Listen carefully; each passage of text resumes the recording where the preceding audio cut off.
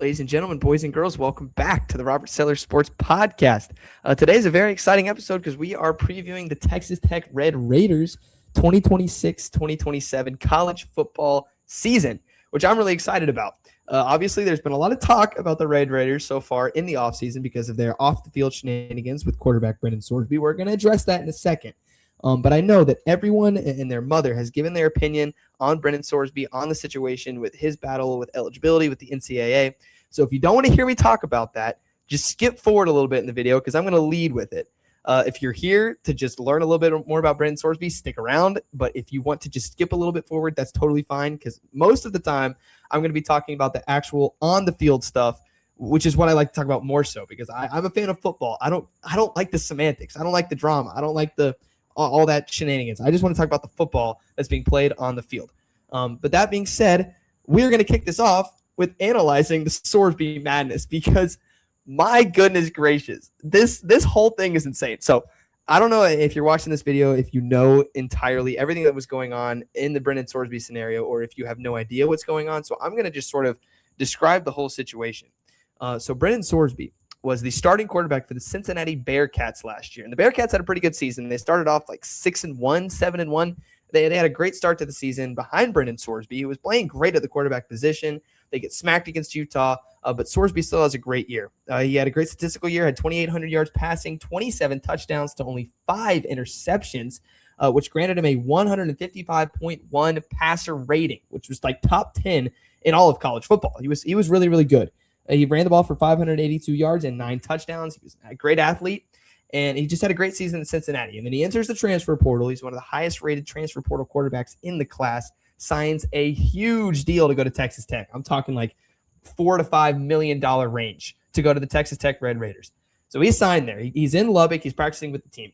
Then it all comes out in April. Meanwhile, he signed in like January. It comes out in April or March. I forget exactly the date. I think it was either March or April. It comes out that he was betting on just an insane amount of sporting events when he was at Indiana before he got to Cincinnati, and also when he's at Cincinnati. And I have the numbers up. Brendan Sorsby, in his time at Indiana and Cincinnati, placed $90,000 worth of bets on his account. There were also upwards to $130,000 that his friends placed for him. So this guy was constantly gambling all the time on sports, legitimately nonstop. 2,000 total bets made just on his account alone. And this is the real kicker. This is the one that will really get you, because if you didn't think that was bad, while he was at Indiana, he placed 40 bets on his own team.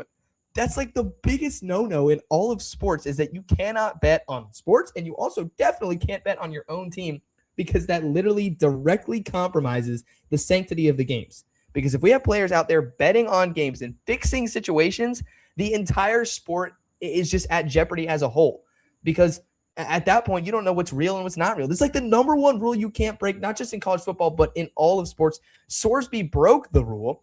And not only that, but when he went to court, then of course he went to rehab for that because he had a gambling addiction. And I applaud that from him. I think it's great that he went out there and tried to better himself, went to rehab, was there for like an odd number of weeks. I think it was like 5 weeks, comes back, goes to court because the NCAA obviously took away his ineligibility. So he goes to court to try and get like a temporary injunction, is what it's called. It's basically fancy jargon for a restraining order on the NCAA, so they can't take away his eligibility, and fully admit, this is the craziest part, he didn't go up there and say, I actually didn't do this. This was not me. He didn't say anything like that. He fully admitted to placing over $90,000 worth of bets, 40 bets of which were on his own team. He like 100% admitted to breaking the number one rule in college sports. This is the equivalent to a guy going into a murder trial and saying, yeah, I killed 3 people. I committed 3 first-degree murders. And then somehow getting out of it. It doesn't make any sense. This is the official statement, by the way, that the judge provided. Judge Ken Curry, by the way, who is a Texas Tech donor, ruled that Sorby's attorneys demonstrated he will suffer a, quote, probable, imminent, and irreparable injury if he's unable to play for the Red Raiders in 2026, and enjoined the NCAA from prohibiting Sorsby from practicing or playing this fall. So basically, they said, Sorsby's lawyer goes, okay, yeah, he did a lot of bad stuff. obviously. He bet on his own team. He completely compromised the sanctity of the game. He broke our number one rules. He did everything that you can't do as a college football player.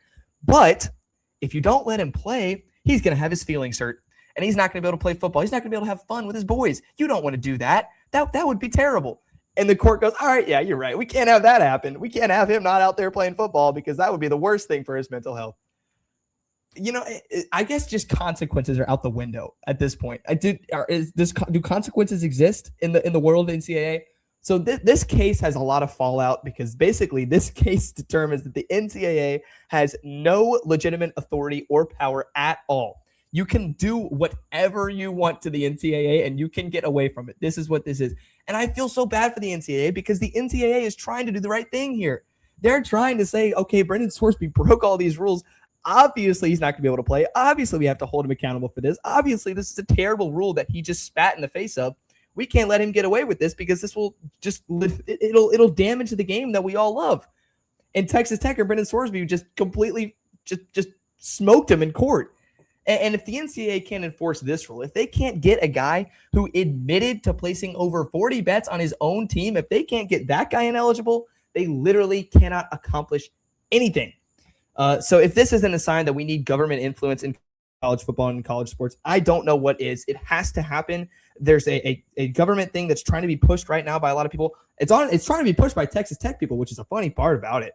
But we need that to happen in college sports because the NCAA has no grounds to punish anybody for anything anymore. You can get away with whatever you want to. So the government has to come in and do something, or else it will continue to be a chaos, anarchy, full of just wildness like this. This is the future of college football if the government does not intervene, in my opinion. I think it's so apparent and so clear. But that being said, yes, this is the craziest result in a sports court trial that I think I've ever seen, legitimately. I was not alive during all the O.J. Simpson stuff. I was not alive during some of the crazy Pete Carroll and Reggie Bush things that were going on. This is insane. He fully admitted to placing bets on his own team and got away with it. It's unprecedented. It doesn't make any sense. It's ridiculous. But that is what has happened. So that's the main story surrounding Texas Tech. I feel like I had to lead with it. I am completely against the court ruling. At the same time, though, I really like Brendan Sorsby. I think he's really fun to watch, and I think it's kind of cool that he was sitting at Cincinnati Reds games, sitting behind the backstop and betting on balls and strikes. Like, obviously, I don't do that. I don't sports bet. I don't condone excessive sports betting. I think that's very, very dangerous. I'm just saying that Sorsby sounds like a fun guy to hang out with. That's all I'm saying. I like to play cards with my friends and watch sports. I think Sorsby would get along with us very well. Anyway, we're moving on. So if you skipped ahead, this is where you should leave off because now I'm going to actually start talking about the football on the field, and I'm done talking about the court cases. I'm out of the court and I'm onto the field. Okay, that being said, let's look back at 2025 Texas Tech, and let's look back at their Rob Sell rating. If you don't know what that is, that's completely okay. It's a fairly new thing. I came up with my own metrics, my own system to determine the most efficient college football teams for the 2025 college football season, similar to like Ken Palm or Bart Torvik in college basketball. I thought there should be a college football version of that, and so I created one. And this is how Texas Tech did in that system last year. They were 4th overall in all of the country, which is really impressive, especially for Texas Tech. They had the most efficient defense in all of college football last year. They were just absolutely phenomenal. Their front seven was unbelievably good. It was led by great linebacker play. I thought Jacob Rodriguez obviously was phenomenal. Ben Roberts was the undersung hero of that Texas Tech defense, and he's back this year. And, of course, they had 2 of the best edge rushers in the country with David Bailey and Romello Height. Lee Hunter was also a force on that defensive line. Their front seven was unbelievably good, and that is why they literally led the country in a lot of defensive statistics, and that's why they were first in the defensive metric. In my calculation, they were also first in havoc rate, which is just the percentage that you force deflections, you get sacks, force turnovers, stuff like that, just havoc, crazy plays. Texas Tech forced the most in all of college football because they were constantly getting to the quarterback. They were constantly batting down balls. They were constantly playing with their hair on fire. They were turnover machines, and they were really, really fun to watch. That was the main point of how amazing this Texas Tech team was last year, was because their defense was electric, more specifically their front seven. That being said, their offense was still solid. It was 31st in the country. But if you're looking at Texas Tech and you're saying, okay, their defense was so amazing, they were 4th in the country overall in total efficiency, according to my metrics. How did they not win the national championship? How did they not? Why did they get crushed by Oregon in that game? It's because their offense was just not quite up to snuff. More specifically, Baron Morton was really not quite up to snuff. I watched a lot of Texas Tech football last year. I thought Baron Morton was so overrated the whole entire season. He did not do anything special all year. I have something stuck in my throat right now, but he had nothing special all year long. I remember he got injured, and the backup came in. I thought the backup was just as good, if not better, than Baron Morton. I was really not a big Baron Morton fan at all. Texas Tech had a great run game. They had a solid offensive line. They had great weapons all over the field, but they couldn't consistently move the ball down the field, especially against good teams when it mattered the most. And I think most of that was because of Baron Morton. So in a way, it's a good thing that Texas Tech does not have to worry about Baron Morton anymore, and now they have Brendan Sorsby. So that being said, let's look at the Texas Tech coaching season, because you know my philosophy on this. Similar to a movie, everyone, when they're going to watch a movie or when they're talking about a movie, they talk about the actors and the actresses, right? The people that you see on screen, the people that are on the covers of the movie posters. Those are the ones that get the most talk. But the most important people in making a movie are the directors, the producers, all the people behind the scenes that are making the most important choices about how the movie is going to be run. If those people are trash and garbage at their jobs, I don't care if you have Timothée Chalamet. I don't care if you have Leonardo DiCaprio. I don't care if you have Tom Hanks. The movie's not going to be very good. And the same thing applies with college football teams, in my opinion. The coaching staffs are so important. That's why Georgia has been so good year in and year out. It's because they consistently have the best coaching staff in the SEC. That's why Indiana has been so dominant the last couple years, is because Coach Cignetti has been able to hire elite coordinators and retain his entire staff multiple years in a row after having really good seasons. It's not easy to do. So let's look at this Texas Tech coaching staff. I love Joey McGuire. He's their head coach, obviously returning for his 5th season. He's a stud. I love his career path. Started out as a high school coach, developed, fought his way up the ranks. Now he's the head coach at Texas Tech. Really great story there. They retained their defensive coordinator, Shia Wood. They returned Mac Leftwich, 2 great coordinators that have really successful seasons, obviously, at their positions. The one thing I'm very worried about if I'm Texas Tech, if you look at the defense, the ones that are highlighted in yellow are the new coordinators. What did I say was Texas Tech's strength last year? They're the best part of their team. It was their defensive line and their outside linebackers. Both of those coaches left for different jobs. They now have new coaches in to coach those players. So what was working really well for Texas Tech was the David Bailey, Romello Height combo and their old D-line and offensive linebacker coaches. All 4 of those people are gone. So that's a little bit concerning if I'm Texas Tech. The defensive line, in my opinion, is going to take a major step backwards. They did hire 2 NFL guys. I don't even try and ask me how to pronounce this name. Emarje Albury from the Vikings at defensive line coach, and Jaquez Smith. I don't know. Jaquez, whatever that says, from the Falcons. So they went out in the NFL and they got some new coaches. But at the end of the day, those guys are not the same ones that led to the success from last year. So it's going to be interesting to see how that changes, how that develops, what's going to happen with the defensive line with those guys gone. Offensively, though, they returned literally everybody from the coaching staff. So the offensive system should look very similar to where it was last year. Speaking of the offensive system, let's look at the offensive personnel. Obviously, Brendan Sorsby will be the starting quarterback for the Texas Tech Red Raiders this season, unless the NCAA comes back and tries to appeal their decision, which might happen, but it might happen at the end of the season. We'll see. As of right now, Brendan Sorsby is the Texas Tech quarterback. Obviously, he won't be for the first 2 games of the season, but from that point on, he will be the quarterback. I really like Brendan Sorsby. I'm going to play some tape on Brendan Sorsby right now, if you guys don't mind. Hold on. Chill. Okay. So, Brendan Sorsby. What do I like about Brendan Sorsby? First of all, this Texas Tech offense is very RPO reliant. This Texas Tech offense likes to get the ball out very quickly. They like to run tight end rail. They like to run screens to their running backs a lot. They just like the quarterback to not have the ball in his hands very often because they have great skill position players. What is Brendan Sorsby really good at doing? He's really good at getting the ball out of his hands quickly. You see how fast that flick is? He's got that little flick that I love so much to see out of these RPO quarterbacks. Watch the flick. It's so smooth. It's so quick, and it's just perfect for this Texas Tech system, which requires you to get the ball out really fast. So I think this is what Mac Leftwich and the Texas Tech staff saw in Sorsby out of the portal. I think that's why they went and got him, was because of this right here, just the quick flick of the wrist to get that ball out really fast. That's the best part about Brendan Sorsby's addition to the Texas Tech staff, in my opinion. Let's see what this clip is. I recorded this a while ago, so I don't really remember. Oh, yeah, there it is again. The quick flip. He doesn't even just set his feet to do it. He's got great arm talent. Obviously, I think his mechanics are a little janky sometimes. He's not the most mechanically sound quarterback in the world, but he just gets the ball out so fast, and I love to see that. And he's got a weird release, too. It's like he starts with the ball down. He, brings it down and straight up. It's really weird. But whatever it is, the ball comes out really quick and it comes out really smooth. So it's a little unconventional because like he starts with the ball in the middle and then he goes down and brings it back up and he ball taps down, up, out. It's like one fluid motion and it's weird because he doesn't loop at all, but it's fast. And that's exactly what they need out of him. So I think it's a good sign if you're a Texas Tech fan seeing that. But the one thing that I don't like about Brendan Sorsby is his downfield arm accuracy, I guess is what I would say.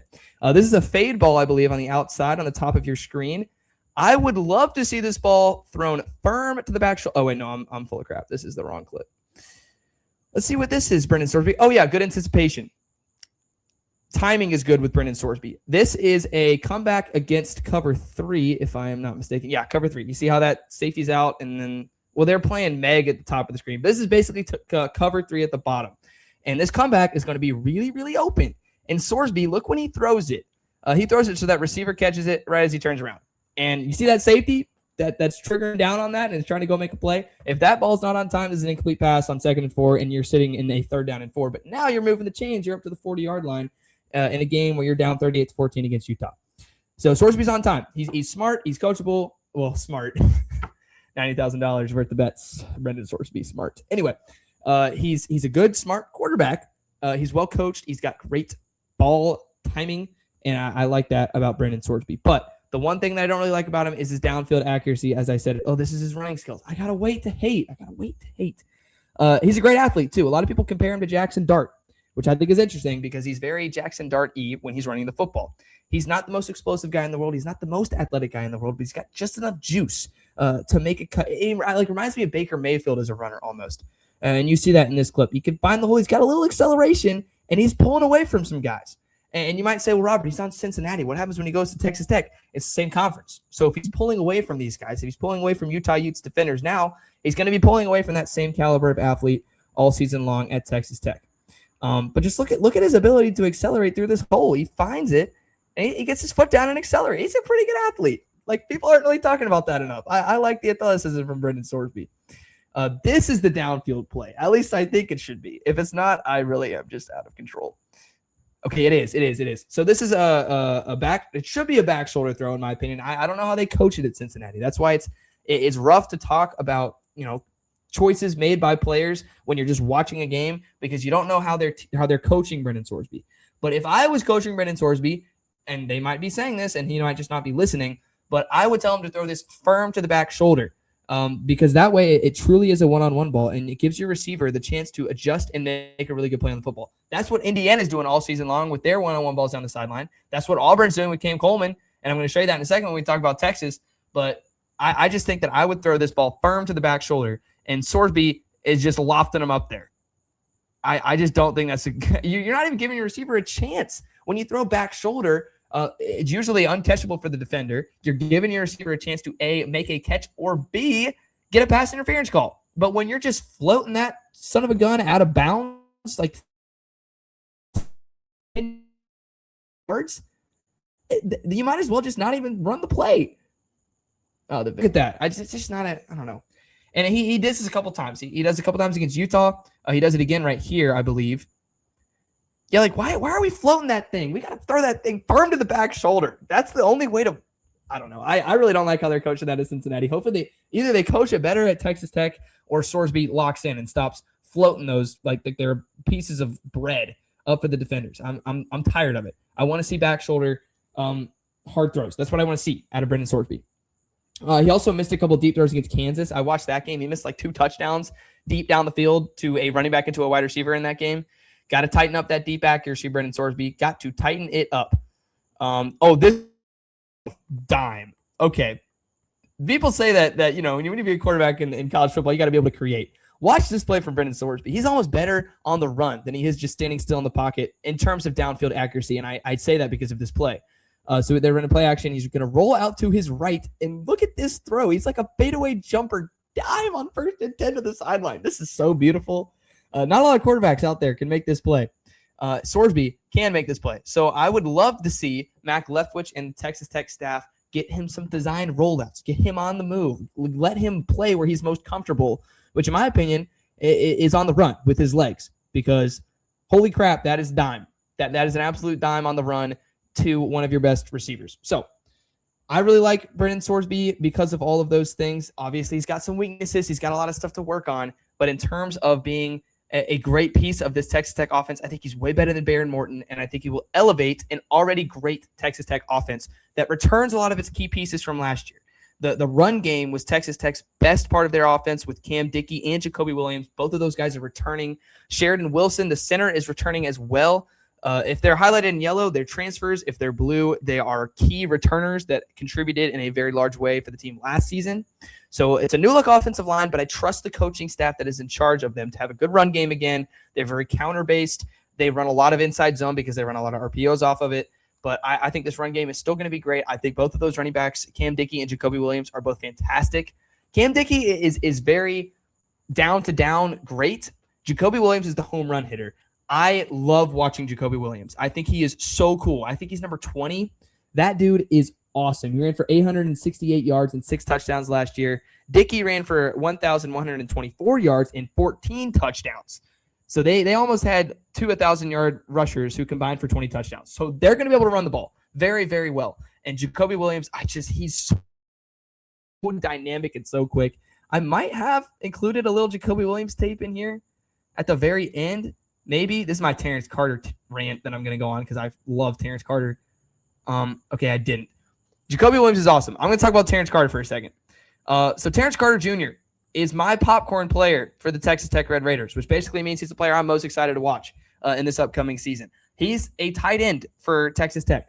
He is 6 foot what? I didn't write that down. Why didn't I write down he's like 6'5", 250. He's a tight end. He's number 7, and he is so athletic. I love watching him so much. It is a very big trend in college football right now, and football in general, in short yardage plays to slip the tight end. You see Lane Kiffin doing it. You'll see Steve Sarkisian doing it. You'll see Joey McGuire do it in this clip right here. Pretty much every one of the highest level minds in offensive football right now in college football is running this play on short yardage. This is a short yardage situation against Oregon State on 3rd and 3. They're going to slip the tight end, but they're going to line him up in the backfield to do it. He's such a good weapon that they have to hide him. He's to the right of Behren Morton right now, and he's going to catch this pass. Not only is he going to pick up a first down, he is also going to hurdle an Oregon State defender and get out of bounds. Keep in mind, that's a tight end. That is a tight end that's pulling off these plays. I love this guy so much. He is so athletic. They use him so much in RPO situations. They get him out in space so often. When's the last time you've heard, oh, yeah, you want to be afraid of one of our players out in space? Make sure you look out for our tight end, who's 6'5", 250, and who has them little skinny ankles and can hurdle you. That's the tight end I'm talking about. He's a freak. He's my favorite tight end in college football. This is another play against Kansas State that he makes. First down and 10. Morton's going to roll around, do Behren Morton random stuff. He's going to make a good throw to Terrence Carter. And watch this after the catch. Just watch it. Just watch it. A tight end, by the way, ladies and gentlemen. Tight end, and he's that athletic. I love Terrence Carter Jr. He's my favorite player on this Texas Tech team, and I'm so excited to watch him in open space this season. Other player worth mentioning on Texas Tech is Coy Eakim, who is their leading receiver coming back. He wasn't their leading receiver last year, but he is their most productive receiver returning. They also have Kenny Johnson, who is a Pittsburgh transfer at Z receiver. So him and Eakin are going to be picking up most of the slack in terms of the receiving yardages. I don't see them making that big of an impact. They're not like X factor influence players. They're pretty solid, and they'll be well in this offense. I am sweating right now. It's pretty hot in Houston, Texas, believe it or not. But moving on from the offense, we're now going to look at the defense, which is very interesting. I actually think this Texas Tech defense is so interesting that I drew up a little something for you guys on a whiteboard. So hang tight. I'm going to get my whiteboard out because I really like this Texas Tech defense. So just give me a second. Oh, can you see that? You can't see that, can you? Can you see that? I think let me make it big. Hold up. Yes, sir. There it is. Okay. Here's the Texas Tech defense. Okay. They run a 4-3. Let me make sure it's. Hold on. Let me adjust this. I'm getting there. Yes, sir. There it is. Okay. This is the Texas Tech defense, right? They run a 4-3, which means they got 4 down defensive linemen. You can see that at the bottom of your screen. You got the edge, the tackle, the edge. I don't know why it's reversed, but it's reversed. Just picture that it's not reversed. And then they got their 3 linebackers in the middle of the field. that they ask to do a lot. All right, you got your middle linebacker right here. It's going to be Ben Roberts. He's an absolute stud. They got Austin Romaine at weak side linebacker. Legend. He's a transfer from Kansas State. I love this dude. And then they got John Curry down here, who is, they call him like a star, but he's 6'2", 230. So he can hit, he's big, and he's really athletic. I really like John Curry. Because they run a 4-3, they ask their linebackers to do a lot because they sit in this quarter shell, hence the quarters you see drawn on here. And because of that, they trust their linebackers to pretty much play the flats, play the middle of the field, play the run fits, do a lot of stuff. If they have bad linebackers, this whole defense just absolutely falls apart because they can't process things fast enough and they can't make plays. This defense is so reliant on the linebackers making plays. That's why Jacob Rodriguez and Ben Roberts were so great last year. And the linebackers are the strength of this defense. So it's really, really good that the most important part of the defense is the strength of the defense. That being said, what made life really easy for these linebackers last year, because they didn't have to cover that long and they didn't really have to do all that was supposed to be asked of them, was because the front seven was so elite with David Bailey, with Romello Height, and with Lee Hunter. All three of those guys have been NFL draft picks. They're gone. And the people that coach them, the defensive line coach, the outside linebacker coach, they're gone. So that being said, the new guys that are replacing them are Adam Trick, who's a Miami, Ohio transfer, and Trey White, who is a transfer out of San Diego State. They're both solid, but they're not David Bailey and they're not Romello Height. They're just not that talented. It's a major step in the wrong direction in terms of the strength of the defensive line. And the defensive tackle guys are Bryce Butler and A.J. Holmes. A.J. Holmes was on the team last year. He was good. Bryce Butler's the Washington transfer. So overall, the back end is going to be good. The linebackers are going to be great. They're experienced. They're studs. The secondary is going to be solid, and they're not asked to do very much, so it doesn't really matter. But the front seven is why I think this Texas Tech defense is going to take a step back. And taking a step back is not the worst thing in the world because the Texas Tech defense was like one of the best in the country last year. So taking a step back is like, all right, well, you're obviously going to take a step back. You're not going to be the best in the country next year. But I'm just saying, those are the reasons why I think this Texas Tech defense is not going to be as good as they were last year. The offense is going to be better, but the defense, I think, is going to be a little bit worse. And I think that's important to note.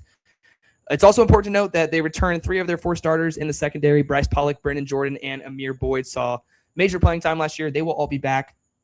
So the secondary and the linebackers are not going to be the problem, especially with Austin Romaine coming in from Kansas State. That dude has so much experience. He had 96 total tackles last year for Kansas State. That was in 2024. He had 96 tackles in 2024, played 8 games in 2025, was battling a hand injury all season long.